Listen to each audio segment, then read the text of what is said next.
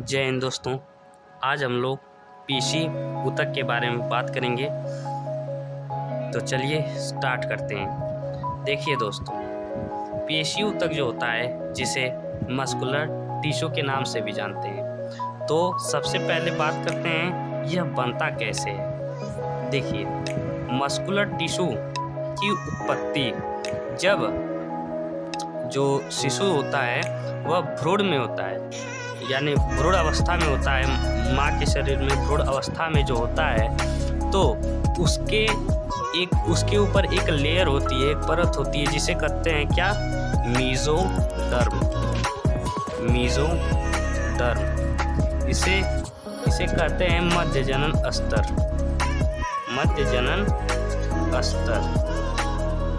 तो जो ये पेशी ऊतक है, ये मादा के शरीर में उसका जो भ्रूण अवस्था में जब वह होता है तो उसके ऊपर एक मीजोडर्म की लेयर होती है। उसी से क्या बनता है, पेशी ऊतक बनता है। हमारे शरीर का लगभग 40 से 50% भाग, हमारे शरीर का लगभग 40 से 50% भाग मीजोडर्म से, यानी इसी पेशी ऊतक से बना है। ठीक है, तो ये पेशी ऊतक किससे बनता है? देखिए, हर ऊतक किससे बना होगा? कोशिकाओं से। देखिए, हर चीज की सबसे छोटी इकाई क्या है? कोशिकाएं हैं। ठीक है, तो उसी तरह पेशी ऊतक भी किससे बना होता है? पेशीय कोशिकाओं से। किससे बना होता है? पेशी कोशिकाओं से। मस्कुलर या मसल सेल। ठीक है, यह किससे बना होता है? पेशी कोशिकाओं से। अब इसके कार्य की बात करें। देखिए दोस्तों, इसका कार्य मिलनी क्या है? आपके शरीर में मांस जो है, मांस, उसके कारण आप क्या कर रहे हैं? अपने हाथ को क्या कर रहे हैं? गति करा रहे हैं। तो ये किस में आ जाएगा? गति में। गति कराने में, अपने हाथों को, पैरों को गति कराने में। ठीक है,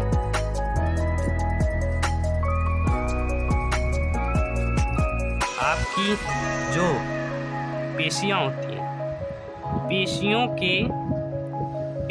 के संकुचन से ही क्या होता है, आप इधर से उधर गति करते हैं।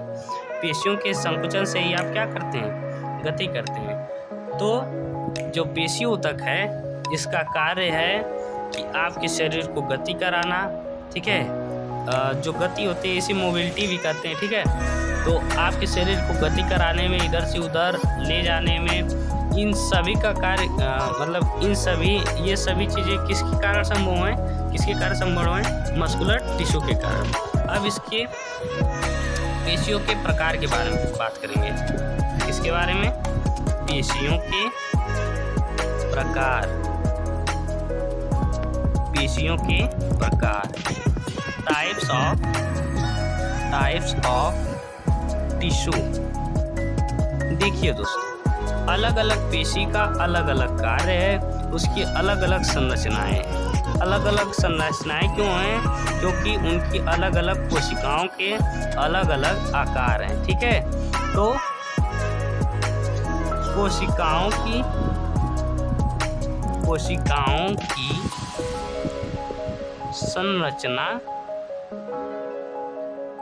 की संरचना एवं कार्य के आधार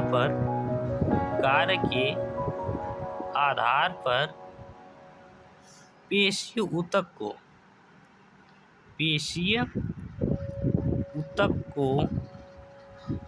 को कितने भागों में बांटा गया है? 3। पेशी ऊतक के 3 प्रकार होते हैं। कितने प्रकार होते हैं? 3 प्रकार होते हैं।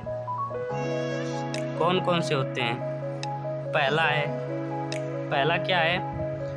रेखित पेशी। पहली पेशी क्या है? रेखित पेशी। रेखित पेशी को क्या कहेंगे? रेखित को क्या कहते हैं? स्ट्रिप्ड कहते हैं। स्ट्रिप्ड मतलब क्या होता है? रेखित होता है। इसे स्मूथ मसल भी कहते हैं। स्ट्रिप्ड मसल स्ट्रिप्ड मसल या चिकनी पेशी, या चिकनी पेशी। चिकनी पेशी को और क्या कहते हैं? Smooth muscle, smooth muscle. ठीक है। दूसरा क्या है? दूसरी जो पेशी है उसका नाम है अरेखित पेशी। क्या नाम है? अरेखित पेशी। इसे कहते हैं अनस्ट्रिप्ड मसल। इसे क्या कहते हैं? Unstripped muscle. ठीक है, अनस्ट्रिप्ड मसल। सॉरी दोस्तों, यहाँ पर रेखित पेशी को क्या कहते हैं? स्ट्रिप्ड मसल कहते हैं। रेखित पेशी को स्ट्रिप्ड मसल कहते हैं। और रेखित पेशी को एक और नाम से जानते हैं जिसे कहते हैं चिकनी पेशी। चिकनी पेशी।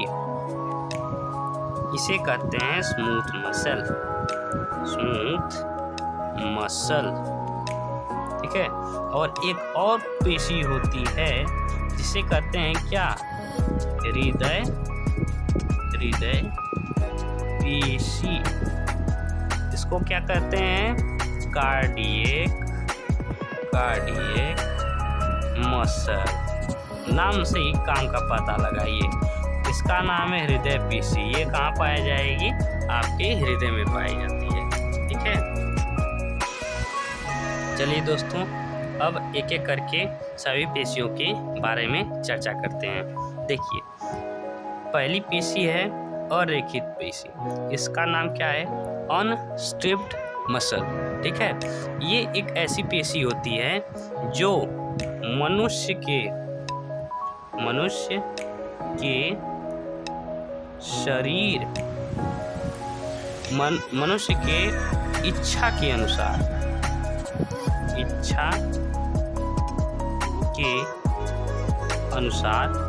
ये एक ऐसी मसल है जो मनुष्य की इच्छा के अनुसार कार्य नहीं करती है। जैसे हम अपने हाथ पैर को हिला सकते हैं हमारी इच्छा करे, लेकिन यह जो है मसल, यह हमारी इच्छा के अनुसार नहीं चलती है। इसको जैसा इसको काम करने का मन करेगा वैसा ये काम करेगी। जैसे कि क्या बोलते हैं कि हमारे शरीर के अंदर जब हम लोग खाना लेते हैं तो हमारा आहार नाल जो होता है, जो हम लोग खाना खाते हैं, वो अपने आप भोजन को क्या करता है? संकुचित करता है, छोड़ता है, संकुचित करता है, छोड़ता है। इस प्रोसेस को पेरिस्टाल्टिक मूवमेंट कहते हैं। ठीक है। इसके द्वारा जो खाना होता है हमारे शरीर के अंदर जाता है। इसीलिए अगर देखिए कभी कभार क्या होता है, अगर ये प्रोसेस या अगर मसल्स नहीं होती, ठीक है, तो देखिए कभी कभार हम लोग सोने में भी हमको कुछ खिलाया जाता है तो हम लोग खा लेते हैं और वो चीज़ हमारे अंदर चला जाता है। ठीक है। तो ये जो मसल्स हैं ये हमारी इच्छा के अनुसार नहीं चलती, हमारे बिना इच्छा के ही यह अपना काम करते रहती हैं। ठीक है। तो मनुष्य की इच्छा के अनुसार कार्य नहीं करती हैं। ठीक है। इसलिए इनको इनवॉलंटरी मसल्स भी कहते हैं। इन्हें क्या कहते हैं? अनैच्छिक मसल भी कहते हैं। अनैच्छिक पेशी भी कहते हैं। अनैच्छिक पेशी बोले तो क्या? Involuntary muscle. क्या कहते हैं इन्हें? इनवॉलंटरी मसल भी कहते हैं। ठीक है। और यदि इनके संरचना की बात करी जाए तो इनकी जो क्या बोलते हैं जो सेल्स होती हैं वो बहुत पतली होती हैं। ठीक है। इनकी जो सेल्स होती हैं ये बहुत पतली होती हैं और इनकी जो आकार होता है वो लंबा होता है। ठीक है। अगर इनकी आकृति की बात करें, इनकी जो कोशिकाएं होती हैं वो कैसी होती हैं? कोशिकाएं पतली एवं लंबी होती हैं।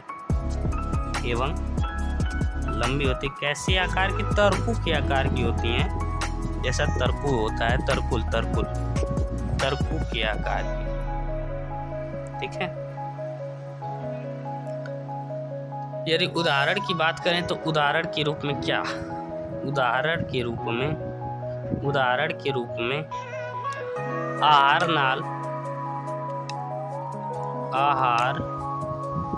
नाल ठीक है, पित्ताशय ये ऑटोमेटिक, ये सब जितने भी क्या बोलते हैं कि एग्जाम्पल हैं, ये सब देखिए अपनी इच्छा से नहीं चलते हैं, ऑटोमेटिक अपना काम करते रहते हैं। ठीक है। श्वास नली, ये सभी क्या करते हैं? अपना कार्य ऑटोमेटिक करते रहते हैं। ठीक है। आहार नाल का सबसे बढ़िया एग्जाम्पल आहार नाल का है। ठीक है। जब आप लोग भोजन लेते हैं, भोजन लेते समय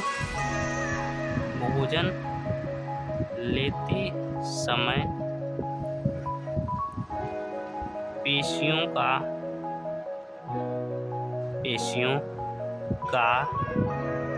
का स्वतः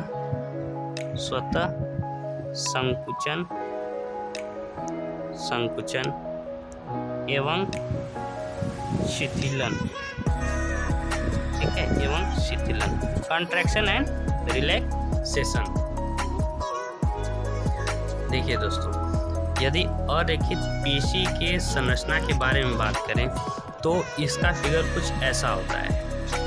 कैसा होता है? ऐसा होता है। देखिए, हर एक पेशी उत्तक किस चीज से बना है? एक तो केंद्रक से बना है। ठीक है। ये जो आप देख रहे हैं यहाँ पर, ये सब क्या है? केंद्रक है। और इसके अंदर ये जो आप देख रहे हैं, ये जो है यह कोशिका द्रव्य है। ठीक है। कोशिका द्रव्य है। ठीक है। तो इसमें क्या होता है कि ये जो इसके समीप, ये जो केंद्रक के समीप वाला जो कोशिका द्रव्य है, इसके जो पास में इतनी दूर में जो कोशिका द्रव्य है, साइटोप्लाज्म है, इसको कहते हैं सार्कोप्लाज्म। इसको क्या कहते हैं? सार्कोप्लाज्म। क्या कहते हैं इसको? सार्कोप्लाज्म कहते हैं। ठीक है। और इसके दूर जो तो इसको सार्कोप्लाज्म कहते हैं। ठीक है।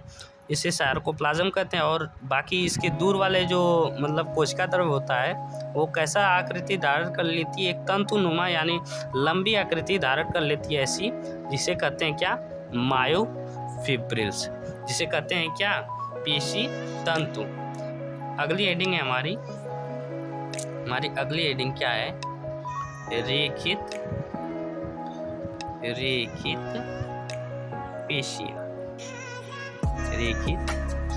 पेशियाँ। क्या नाम है? रेखित पेशियाँ, जिसे कहते हैं क्या? Striped muscle. देखिए, ये जो पेशियाँ होती हैं, ये कैसी होती हैं? ऐच्छिक होती हैं। इनको हम अपनी इच्छा के अनुसार हिला डुला सकते हैं। इनको हम क्या कर सकते हैं? अपनी इच्छा के अनुसार क्या कर सकते हैं? हिला डुला सकते हैं। जैसे कि मान लीजिए हमारा पैर है, जैसे मान लीजिए यहाँ पे ये घुटना है। ठीक है। ये हमारा घुटना है। यहाँ से हमारा क्या है? पैर है। यहाँ से हमारा क्या है? पैर है। यहाँ पे जॉइंट लगी है, यहाँ से ये पैर की उंगलियाँ हैं। ठीक है। ये जो पेशियाँ हैं, यहाँ पे जो पेशियाँ इसके अंदर हैं, इसके अंदर जो पेशियाँ हैं, जो मतलब मसल्स हैं, इन सभी को हम क्या कर सकते हैं? अपनी इच्छा अनुसार हिला डुला सकते हैं। ठीक है। इसको हम चाहें तो ऐसे कर दें, इसे हम चाहें तो इधर बेंड कर दें, इसे चाहें तो सीधा स्ट्रेट कर दें। तो इसको हम अपनी इच्छा के अनुसार हिला सकते हैं। तो इसे क्या कहते हैं? रेखित पेशियाँ कहते हैं, यानी वॉलेंट्री मसल। इसे हम क्या कहेंगे? रेखित पेशियाँ कहेंगे, यानी कि वॉलेंट्री। इसे क्या कहते हैं? रेखित पेशियाँ, यानी स्ट्रिप्टेड मसल्स। देखिए, ये एक बार फिर से बात करते हुए चलते हैं। यह जो है, इन्हें क्या कहते हैं? ऐच्छिक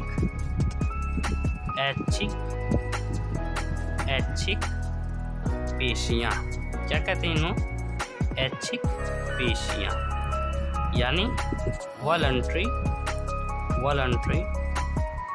मसल। इसका मतलब क्या है? इच्छा अनुसार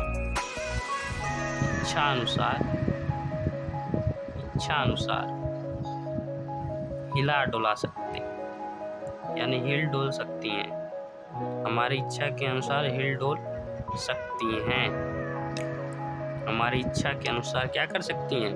हिल डोल सकती हैं। ये जो हैं हमारे शरीर का लगभग 40%, लगभग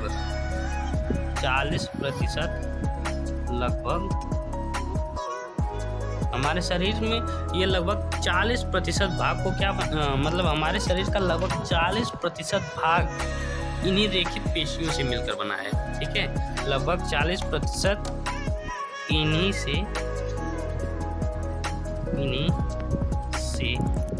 बना है। ठीक है, हमारे शरीर का लगभग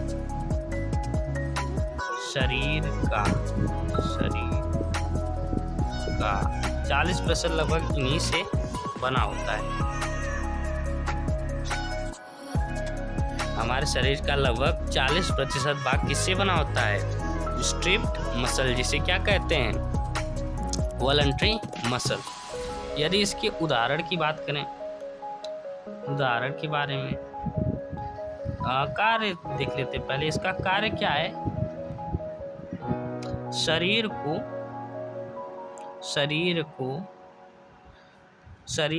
के विभिन्न भागों को, शरीर के विभिन्न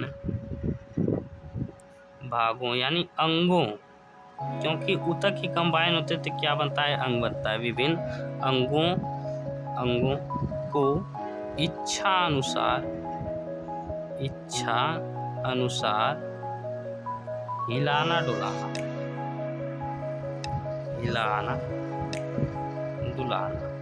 ये कार्य किसका होता है? रेखित पेशियों का होता है। अब उदाहरण की बात करेंगे। उदाहरण के रूप में क्या है? उदाहरण के रूप में शरीर के समस्त हिलाने डुलाने वाले भाग, हमारे शरीर के जितने भी भाग हिल सकते हैं, इस समय हमारे हाथ हिल रहे हैं, ये किससे बना है? हाँ, स्ट्रिप्टेड मसल से, यानी किससे बना है? रेखित पेशियों से बना है। तो उदाहरण के रूप में अग्रपाद,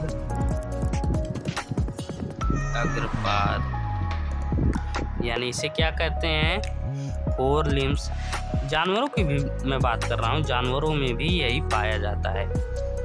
अग्रपाद यानी आगे के पैर, आपके पास आगे और पीछे के पैर, मतलब आप में तो नहीं है लेकिन जानवरों में होते हैं। जानवरों के मतलब हाथ तो होते नहीं हैं। फोर लिम्स, अग्रपाद और पश्चपाद, जिसे कहते हैं हाइंड लिम्स। ठीक है, इसको थोड़ा समझा देते हैं। अपने आगे के पैर मतलब अपने पैर को आप क्या कर सकते हैं? इच्छा अनुसार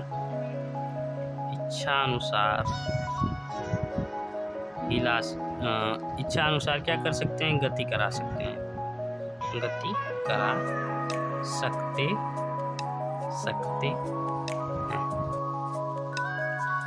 अब दोस्तों हम इसकी संरचना के बारे में बात करेंगे।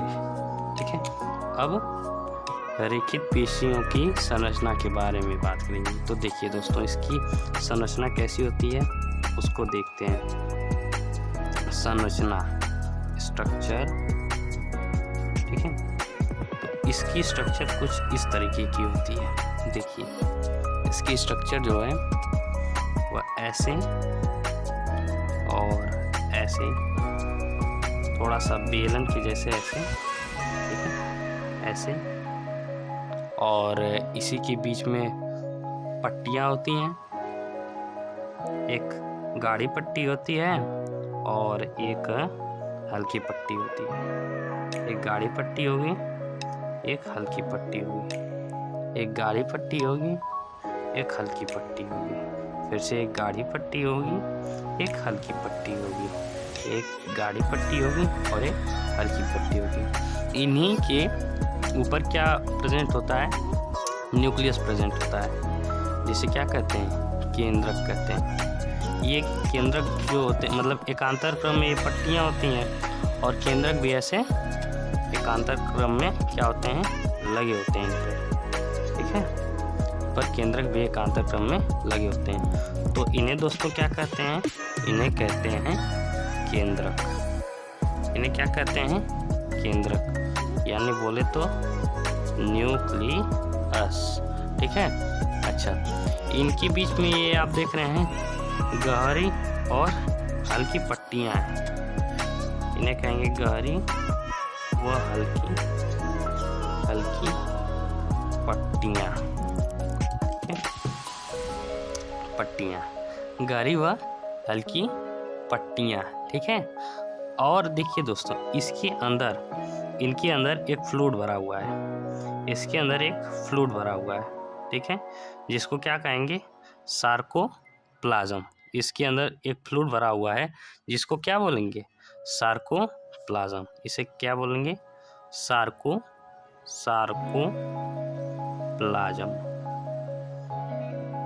अच्छा, हर एक न्यूक्लियस के चारों ओर थोड़ी थोड़ी एक पतली लेयर होती है, ठीक है। इसे क्या कहेंगे, सार्कोलेमा। इसे क्या कहेंगे, सार्कोलेमा। क्या कहेंगे इसको, सार्कोलेमा। तो ये किसका स्ट्रक्चर हो गया, ये हो गया रेखित पेशी ऊतक। ये है रेखित पेशी ऊतक का स्ट्रक्चर। अब देखिए दोस्तों, हृदय पेशियां क्या होती हैं। देखिए, हृदय पेशियां यानी नाम से ही पता चल रहा है कि हृदय पेशियां हैं, ये केवल हृदय में ही पाई जाती हैं। तो पहला ही क्वेश्चन है कि यह कहाँ पाई जाती हैं। तो हृदय पेशियां जो हैं, ये पेशियां हृदय की जो मांसल भाग होते हैं वहाँ पर पाई जाती हैं। तो लिख सकते हैं, ये पेशियां हृदय की मांसल भागों में पाई जाती हैं, ठीक है। अब यदि इनकी संरचना की बात करें तो ये शाखाओं की जैसे इनकी संरचना होती है। तो इनकी संरचना शाखाओं से युक्त होती है, शाखाओं से युक्त होती है, ठीक है। यानी इनकी संरचना में क्या होंगी, बहुत सारी ढेर सारी क्या होंगी, शाखाएं होंगी, ठीक है। तो ये जो शाखाएं हैं इनकी, ये शाखाएं आपस में मिलकर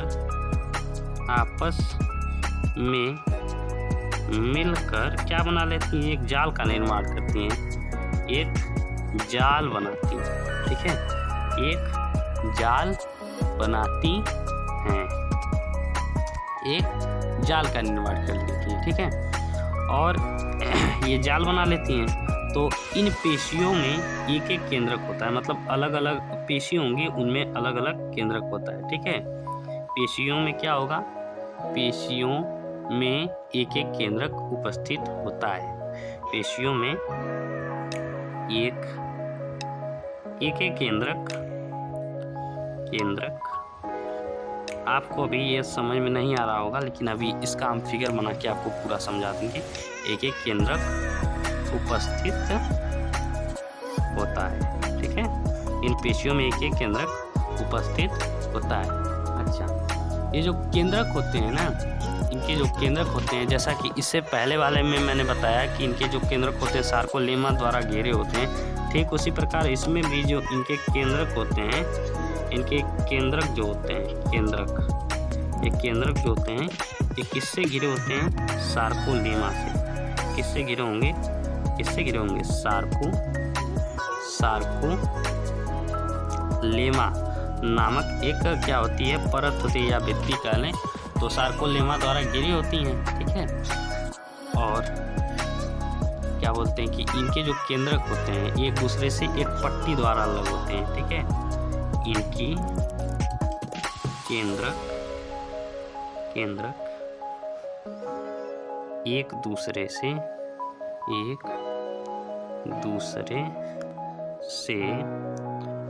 पट्टी द्वारा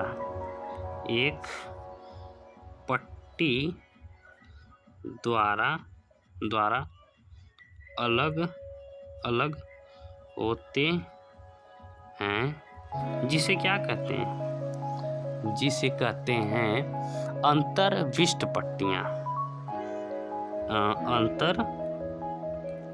अंतर्विष्ट पट्टियां कहते हैं, ठीक है दोस्तों।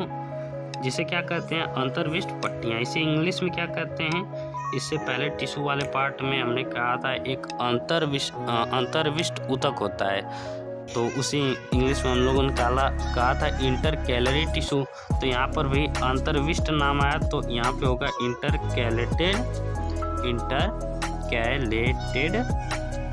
डिस्क मतलब पट्टियाँ, ठीक है।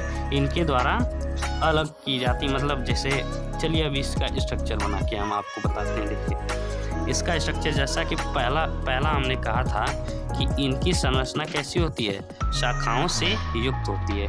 तो देखिए दोस्तों इनकी संरचना बनाते हैं हम। देखिए दोस्तों इनकी संरचना कुछ इस तरीके की,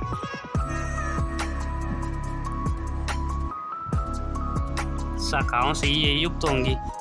इनकी संरचना कैसी होगी, शाखाओं से युक्त होगी, यानी ये ब्रांच नुमा स्ट्रक्चर्स की होती हैं। अच्छा देखिए दोस्तों ये हो गई इनकी ब्रांचेस, ठीक है। अगला हमने पॉइंट में कहा था कि इन पेशियों में एक एक केंद्रक उपस्थित होता है। तो इन पेशियों में हम लोग हर जगह पे एक एक केंद्रक उपस्थित करा देते हैं। यहाँ पे भी एक केंद्रक डाल देते हैं, एक केंद्रक यहाँ पे, एक केंद्रक यहाँ पे, एक केंद्रक यहाँ पे, एक केंद्रक यहाँ पे, एक केंद्रक यहाँ पे, एक केंद्रक यहाँ पे, एक केंद्रक यहाँ पे, एक केंद्रक यहाँ पे, एक केंद्रक यहाँ पे। और इसके बाद हमने कहा कि इनका जो केंद्रक होता है यह एक परत से घिरा होता है, जिसको हमने कहा था सार्कोलेमा। ये लीजिए हमने इसे घेर दिया, ये लीजिए हमने इसको क्या किया, घेर दिया। ये लीजिए हमने इसको घेर दिया। किससे घेरा है, सार्कोलेमा से घेरा है, ठीक है।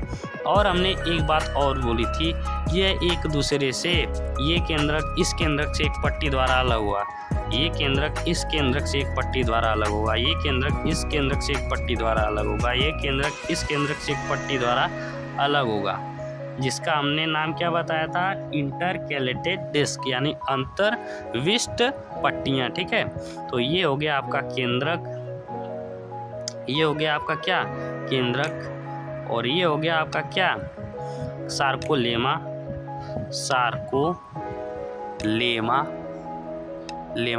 इसे ये जो हो गया क्या, सार्कोलेमा। और इन पट्टियों को क्या कहा हमने, अंतर्विष्ट पट्टियाँ, ठीक है। और जैसा कि दोस्तों हर एक मतलब इधर के जितने भी ऊतक थे उसमें एक क्या बोलते हैं, कोशिका द्रव भरा था, जिसे हमने क्या कहा था, सार्कोप्लाज्म। तो यहाँ पे भी होगा क्या, सार्कोप्लाज्म, ठीक है दोस्तों। तो अब इनके कार्य की बात कर लेते हैं। तो इनका कार्य क्या होता है,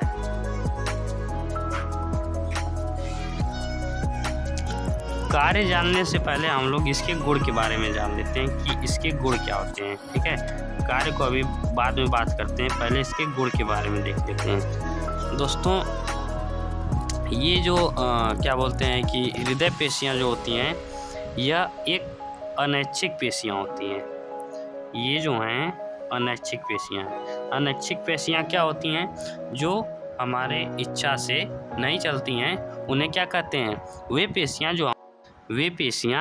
जो हमारे इच्छा अनुसार नहीं चलती हैं, उन्हें क्या कहते हैं, अनैच्छिक पेशियाँ, इनवॉलंटरी मसल, यानी ये हमारे इच्छा के अनुसार नहीं चलती हैं। और इसके बारे में एक और प्रॉपर्टी जान लीजिए कि यह जो है ये जो पेशियां हैं कभी नहीं थकती हैं। क्या करती हैं? कभी नहीं थकती। क्या होता है? कभी नहीं थकती। और कब तक चलती रहती हैं? मृत्यु तक। मृत्यु तक चलती रहती हैं। ठीक है, मृत्यु तक चलती रहती हैं। अब दोस्तों इसके कार्य के बारे में बात करेंगे। हमारे हृदय के अंदर, हृदय में संकुचन एवं शिथिलन द्वारा, कंट्रैक्शन एंड रिलैक्सेशन, जो हार्ट जो होता है फूलता पिचकता है ना, तो उसी कहते हैं संकुचन और शिथिलन। इसके द्वारा ये क्या करती हैं? ब्लड को, रक्त को क्या करती हैं? पंप करती हैं। के द्वारा रक्त को पंप करती हैं। तो दोस्तों ये तो थी आपकी हृदय पेशियां। नोट कीजिए।